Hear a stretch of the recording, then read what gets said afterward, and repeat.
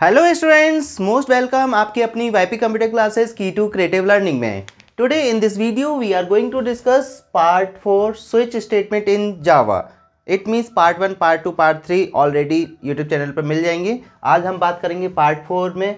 Part 4 में highlighted point क्या है? Switch program without break statement.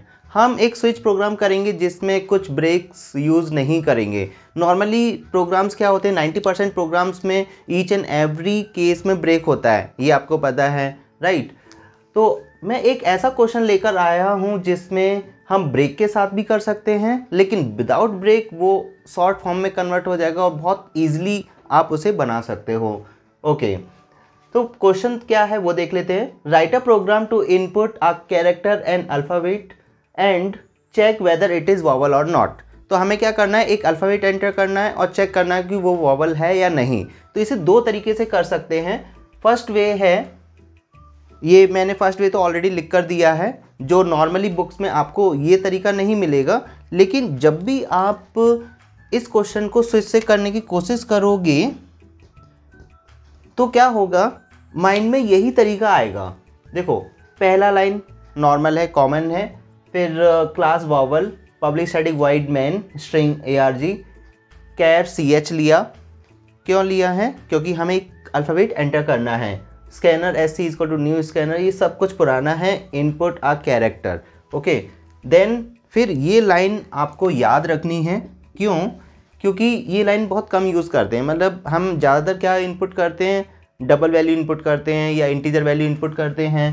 Character value बहुत कम इनपुट होता है। sc dot next round bracket open and close करना है, फिर डॉट लगाना है, कैर एट 0 लिखना है। ओके, तो ये कैरेक्टर गेट हो जाएगा यहाँ पर।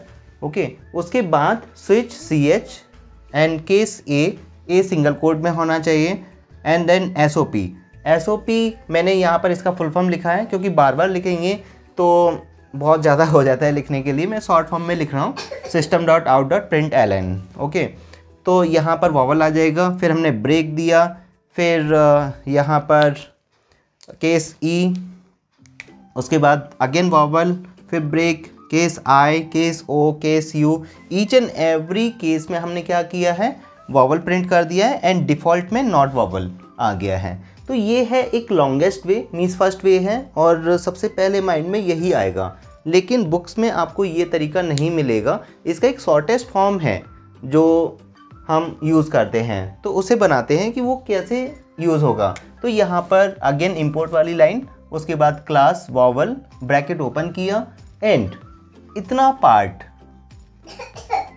एज इट इज़ यहाँ पर सेम हम रख सकते हैं। ओके, इतना पार्ट आपका सेम आएगा। इससे ये भी पता चलेगा, देखो काफ़ी पॉइंट्स होते हैं जो कॉमनली रिपीट होते हैं अगर हम एक नया प्रोग्राम बनाते हैं। मैं डायरेक्टली स्टार्ट कर रहा हूँ स्विच से। ओके, कि चलो कैरेक्टर से ले लेते हैं। ch is equal to sc dot next char at 0। इस लाइन को मैंने दोबारा रिपीट किया है क्योंकि ये लाइन आपको अगेन एंड अगेन याद करना है। ओके, मैं उन पॉइंट्स को ज़्यादा हाईलाइट करूँगा जो बहुत कम यूज़ करते हैं और देन उसमें फिर प्रॉब्लम भी आती है। ओके, इसलिए मेरे लेक्चर्स में ज़्यादा से ज़्यादा उन पॉइंट्स पर मैं ज़्यादा हाईलाइट करूँगा जो हम कम यूज़ करते हैं। ओके, तो ये आप याद रखना है। अब नाउ स्विच, हमने यहाँ पर ch लिया, एंड तो जब भी ये सिचुएशन आए कि जिसमें सेम मैसेज रिपीट हो रहा है अगेन एंड अगेन, ओके, क्योंकि केस ए में भी वॉवल है, केस ई में भी वॉवल है, डिफरेंट मैसेज नहीं है, तो आप क्या कर सकते हो, यहाँ पर without any break case A, case E, case I, case O, case U. आपको क्या करना है, कंटिन्यूस केसेस डाल देना है विदाउट एनी ब्रेक। अगर ईच एंड एवरी केस में ब्रेक लगाओगे तो एक ही केस एग्जीक्यूट होगा और आपको मैसेज देना ही पड़ेगा। तो आपको एक कंटिन्यूस केसेस लगाना है और यहाँ पर प्रिंट कर देना है SOP वॉवल,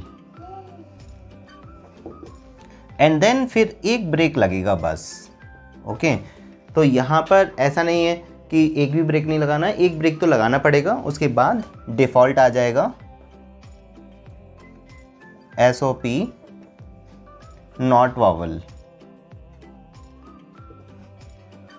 तो यहाँ पर आप दोनों में कंपेयर कर सकते हो। ये शॉर्टेस्ट वे हो गया। आप एग्ज़ाम में इस टाइप से भी लिख सकते हो और इस टाइप से भी लिख सकते हो। बुक्स में ज़्यादातर आपको ये फॉर्मेट में लेगा। ओके, ये फॉर्मेट अगर किया, वो टीचर पर डिपेंड करेगा कि वो आपको मार्क्स देगा या नहीं देगा। तो नॉर्मली आपको क्या है कि ये फॉर्मेट समझ में आना चाहिए। ओके, अगर सपोज़ इसका, अब पॉइंट ये आता है कि हमें पता कैसे चलेगा कि ये फॉर्मेट करना है। तो पता इस टाइप से चल जाता है कि नॉर्मली होता क्या है कि सेम मैसेज अगर रिपीट हो रहा है कुछ केस वैल्यूज़ में, तो आप उसे इस टाइप से यूज़ कर सकते हो। ऐसे और भी एग्जांपल्स हैं, मैं नेक्स्ट वीडियो में या उसके नेक्स्ट वीडियो में एक एग्जांपल और दूंगा जिसमें हमें कुछ कंटिन्यूस केसेस लिखने होते हैं। क्यों? क्योंकि उसमें एक सेम है। मैं एक एग्जांपल दे देता हूँ आपको। जैसे सीजन्स के बेसिस पे बनाना है कि जो मई, जून, जुलाई, उसमें समर सीज़न रहता है। ओके, तो उसके बेसिस पर आपका एक समर आना चाहिए, ऑटम आना चाहिए, या फिर विंटर सीज़न आना चाहिए। तो इसमें कुछ मंथ्स रहते हैं नॉर्मली। ओके, कि विंटर सीज़न के कौन से हैं, जैन, फेब, मार्च। तो इसके लिए कॉमनली हमें विंटर चाहिए। ओके, दिसंबर भी काउंट हो जाता है उसमें। तो वो प्रोग्राम में भी हमें ऐसे ही करना होता है। कुछ ब्रेक्स यूज़ करने होते हैं, सभी ब्रेक्स यूज़ नहीं करने होते हैं। ओके, तो अभी जैसे इसका, अब नॉर्मली आपको पता है मेरे चैनल पर मैं क्या करता हूँ कि अब तो मैंने दोनों स्विच बताए। अगर सपोज़ इसी को मुझे इफ़ से करना है, ओके, तो इफ़ में तो मैं बार बार नहीं लिखूँगा it is vowel, it is vowel, it is vowel. वहाँ पर तो हम और ऑपरेटर लगा देते हैं। तो आप इफ़ का भी देख लीजिए, इफ़ कैसे करेंगे हम इसका। शॉर्ट में मैं बता देता हूँ। If CH double equal to A or CH double equal to E। Okay, इस टाइप से 5 कंडीशंस एक ही लाइन में आ जाएंगी। यहाँ जगह नहीं है इसलिए मैं नीचे लिख रहा हूँ CH double equal to I और CH double equal to O और CH double equal to U।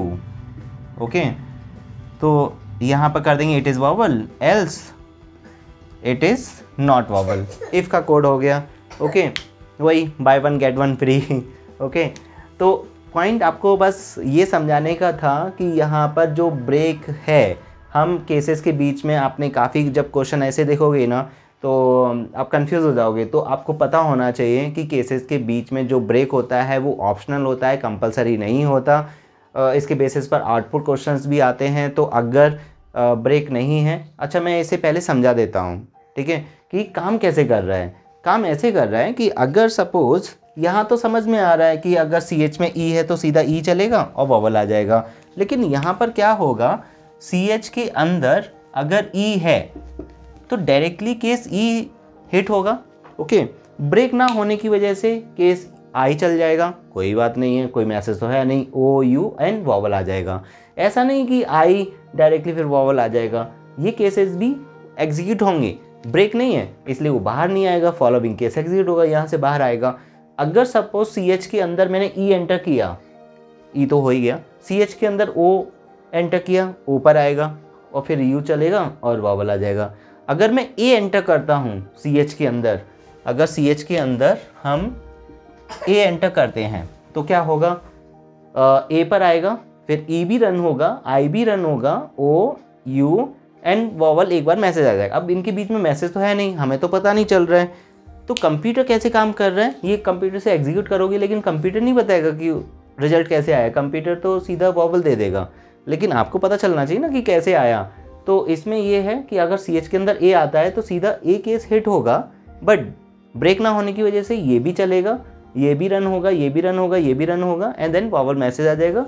Break ना होने की वजह से बाहर आ जाएगा। ब्रेक यहाँ पर भी नहीं लगाया तो नॉट वॉवल, दोनों मैसेज आ जाएंगे। ओके, तो इस टाइप से ये काम कर रहा है। तो स्विच में मेरी एक ही एडवाइस है, आपको एक चीज़ याद रखनी है कि कुछ प्रोग्राम्स की ऐसे प्रैक्टिस करनी है कि ये ना हो वॉवल, सॉरी फास्ट हो रहा है, ब्रेक ना हो, ऐसे की प्रैक्टिस आप ज़रूर कीजिएगा। ओके, नेक्स्ट वीडियो में पार्ट 5 जिसमें हम आउटपुट बेस्ड क्वेश्चंस की डिस्कस करेंगे। ओके।